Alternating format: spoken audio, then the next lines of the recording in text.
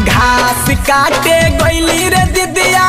घर के पिछवा रे परधनवा के रहर में तब वही मुखिया के रहर में तचोरवा टांग ले गई तचोरवा टांग ले गईली दीदिया हमके गाँव के नहर में अब न जाई बुरहर में अब न जाई बुरहर में।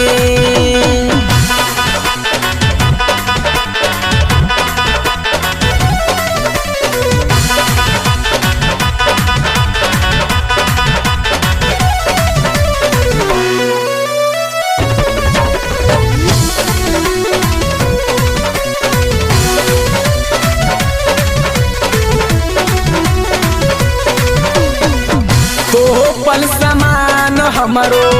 कोइलस जियान